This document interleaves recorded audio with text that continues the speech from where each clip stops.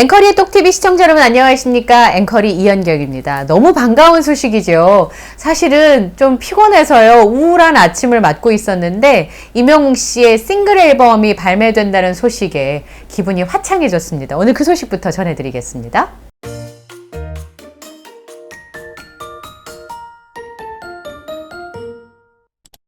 야, 나오긴 나오네요. 드디어 신곡이 임영웅 씨가 디지털 싱글로 컴백한다는 소식입니다. 지난 6월에 모래알갱이가 발표가 됐으니까 4개월 만에 컴백한다는 소식인데요.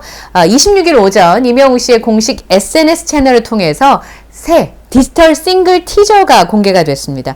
공개된 티저 이미지를 보셨을 텐데요. 굉장히 아름다운 꽃들이 다양한 컬러를 가지고 있는 꽃들의 모습이 돋보여서 어떤 컨셉을 선보이려고 이런 이미지가 공개가 됐을까?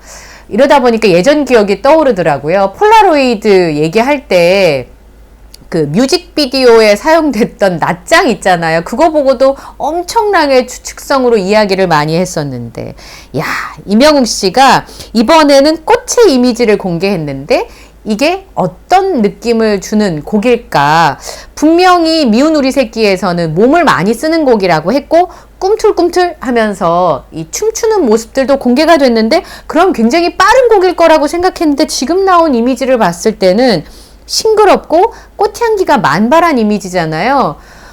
그래서 제가 이걸 보고 우선 반가웠어요. 디지털 싱글 임영웅이라고 되어 있고 발매되는 날짜가 2023년 10월 9일 한글날이죠. 한글날 6시, 오후 6시에 디지털 싱글 앨범이 발매된다는 소식입니다.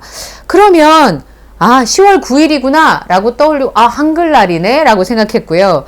그리고 반가웠던 거는 10월 9일날 발매가 되면 10월 10일날 인천 남동체육관에서 개최되는 TMA 시상식에 임영웅 씨가 참석하잖아요.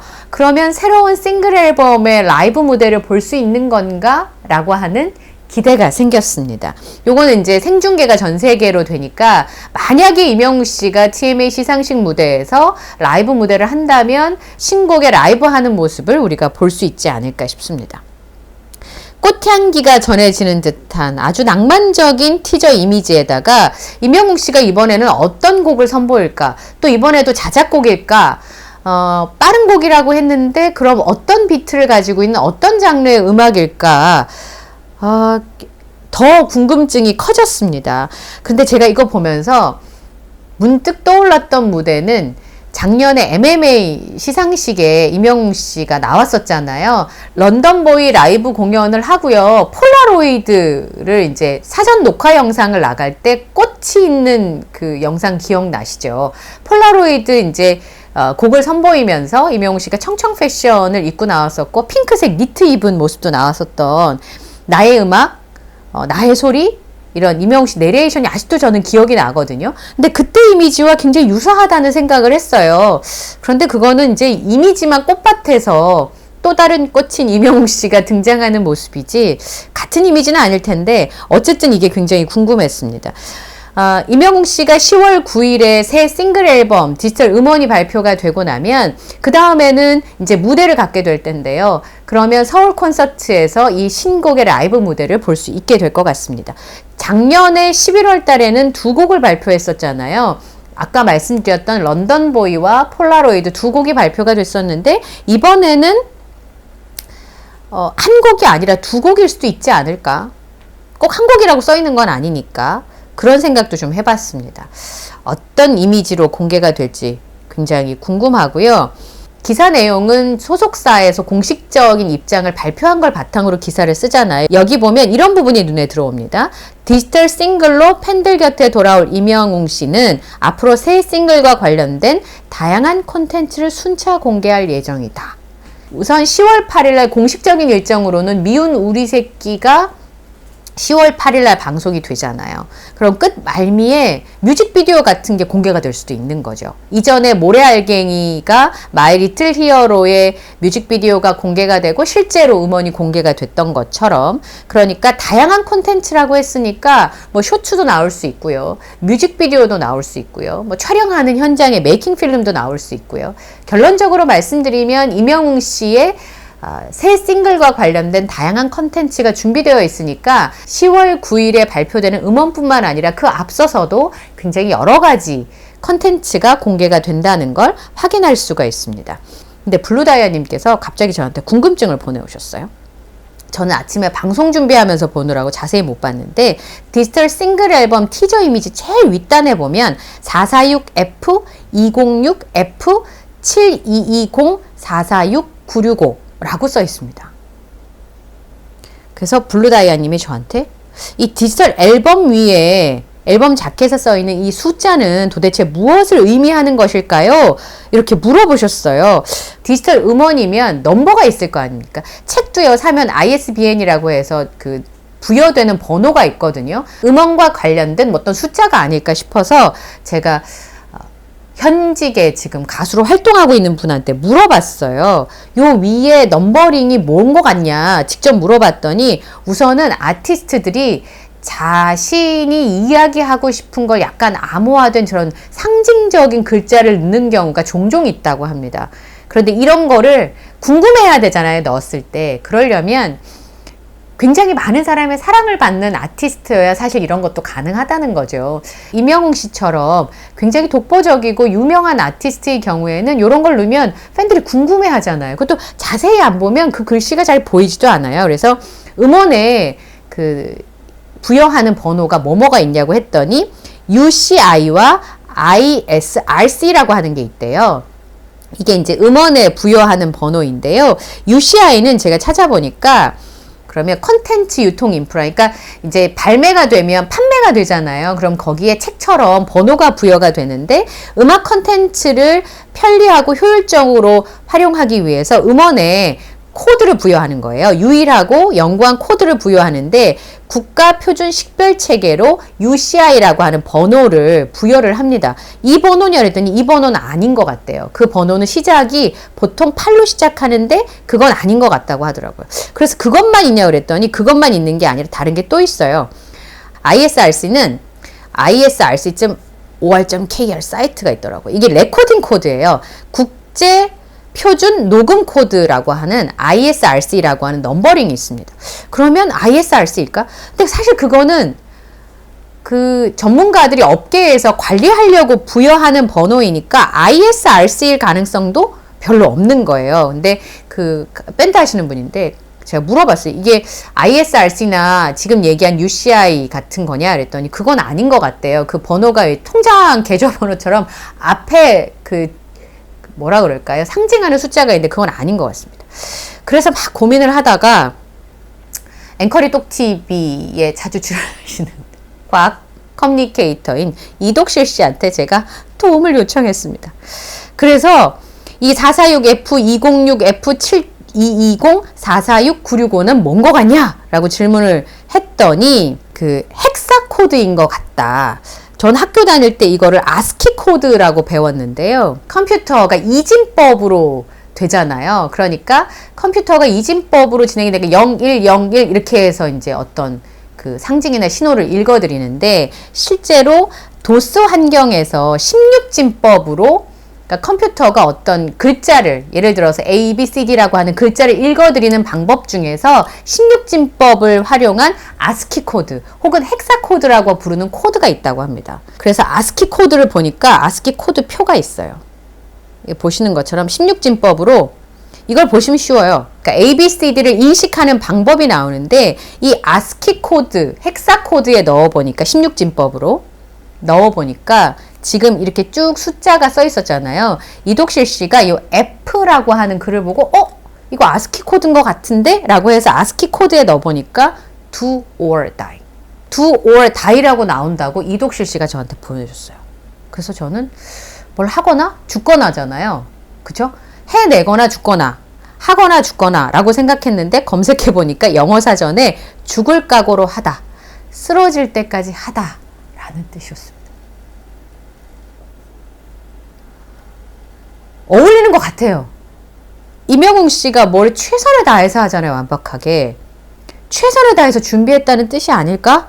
라고 생각을 해봤습니다. 만약에 이게 아스키 코드나 헥사 코드라면 뭘까? 어떻게 알았을까? 아스키 코드라면 말입니다. 그래서 궁금해했더니 이독실 씨가 그것도 풀어줬어요. 이독실 씨의 추정입니다. 이독실 씨 추린이래요. 영화 마션에 보면 화성에 고립된 와트니가 맷 데이먼이죠. 버려진 우주선에서 아스키 코드를 찾아냅니다. 그리고 그걸 이용해서 지구와 교신하는 장면이 나오는데요. 그러니까 주인공이 지구와 교신하는 장면에서 이 아스키 코드를 사용해서 교신하는 장면이 나온다는 겁니다. 아스키 코드라고 하는 게 미국의 정보교환 표준 코드인데 16진법으로 된 128개의 코드로 구성이 된다고 합니다. 그래서 이제 이 10진법을 16진법으로 바꾸면 12A, 11이 B, 12가 C, 뭐 13이 D, 14가 E, 그리고 15가 F 뭐 이렇게 된대요. 그래서 지구에 있는 사람이 화성에서 견뎌낸 주인공이 어떻게 버텨냈는지가 굉장히 궁금해했는데 How Alive라고 물어봅니다. 근데 이 How Alive를 16진법으로 바꾸면 이게 48이 H고요. 4F가 O, 57이 W, 41이 A, 44C가 L 뭐 이렇게 해서 16진법의 수로 바꿉니다. 그 장면이 영화에 나온대요. 그래서 How Alive라고 물어봅니다. 그런데 그 장면을 임영웅 씨가 기억하고 알고 있다면 이 아스키 코드를 알고 있고 아스키 코드를 요 지금 써 있는 그 글자를 아스키 코드에 대입해서 넣어보면 do or die가 나오고 do or die는 죽을 각오로 하다 쓰러질 때까지 하다라는 뜻이 된다는 겁니다. 여러 번 놀랬습니다. 우선은 저는 이렇게 보다가 그 아주 얇은 모습으로 쓰여져 있는 이 글씨를 보지를 못했는데 그거를 보고 저한테 궁금해해 주신 블루다이어님께 다시 한번 감사를 드리고요.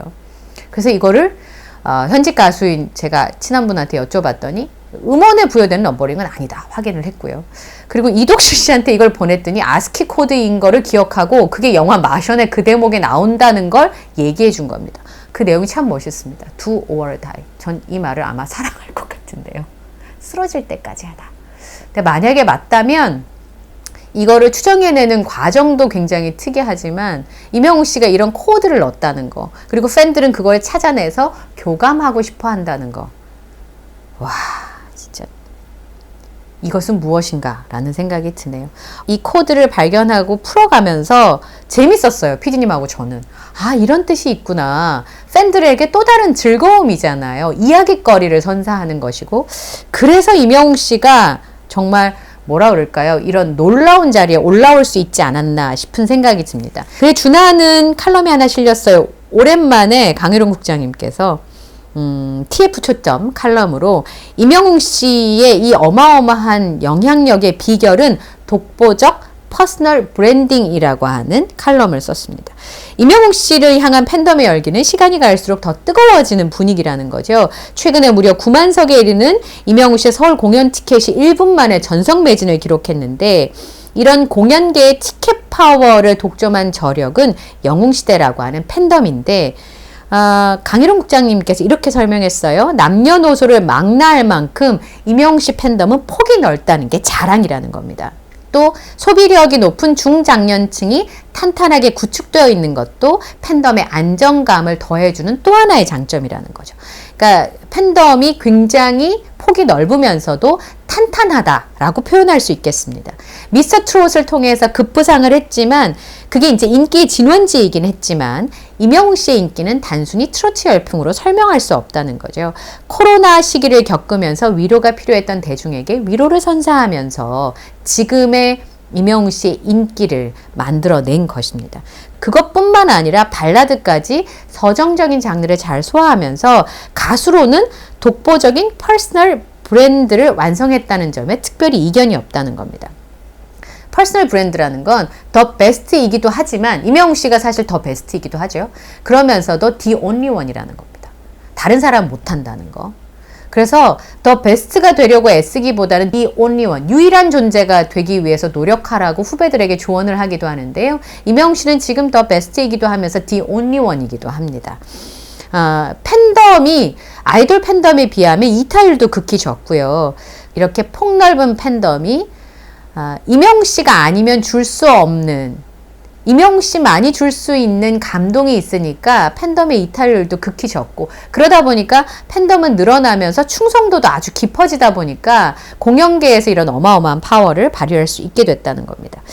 10월 27일부터 이제 서울 공연부터 전국 투어가 시작이 되는데, 업계에서는 2023 I'm 히어로의 총 매출에 관심이 쏠리는데, 강유롱 국장님이 취재를 해보니까 K스포 돔의 경우에는 보통 객석이 만석 전후라는 거죠. 그런데 이번에 임영웅 씨가 360도 무대를 만들면서 이 360도 회전 무대를 설치해서 15,000석으로 늘린 거랍니다. 그러니까 여기가 15,000석이 들어갈 수는 있는데 앞에 무대를 다 장악을 해버리면 이 앞쪽은 아예 객석을 쓸 수가 없으니까 줄어들게 되잖아요. 그래서 최대한 많이들 들어오실 수 있게 임영웅 씨가 배려를 한 거였던 거죠. 그래서 15,000석, 그래서 최대 9만 명까지 들어올 수 있도록 6회차 공연을 했는데, 서울 공연만으로도 매출은 이미 130억 원을 확보했고, 앞으로 남아있는 대구, 부산, 대전, 광주, 그러니까 4군데에서 총 3차례씩 공연을 하게 되면 6번 말고도 12번의 공연이 더 남았는데, 요거는 뭐 아시다시피 전회전석 매진이 예상이 됩니다. 얼마나 빨리 매진이 될지는 나날이 기록을 경신하겠지만 말이죠. 그래서 그 매출을 대략 추정해보면 300억 원을 무난히 상회할 것으로 예상을 하고 있습니다. 이렇게 임영웅 씨가 남들이 못하는 걸 해낼 수 있는 가장 독보적인 이유는 한 가지인 거죠. 임영웅 씨만 할 수 있는 것이 있기 때문입니다. 다른 가수는 할 수 없기 때문에. 그래서 제가 어제 이제 비교 불가하다라는 단어를 썼는데, 독자분께서 그 단어가 참 귀에 들어온다고 하셨는데, 지금 상황으로는 비교 불가, 범접 불가입니다. 9월과 10월, 올 가을은 임영웅 씨 덕분에 참 팬들이 행복한 계절일 것 같습니다. 오늘 영상도 마음에 드셨다면 구독, 좋아요, 알림 설정을 부탁드리고요. 저는 다음 영상에서 또 인사드리겠습니다. 함께 해주셔서 고맙습니다.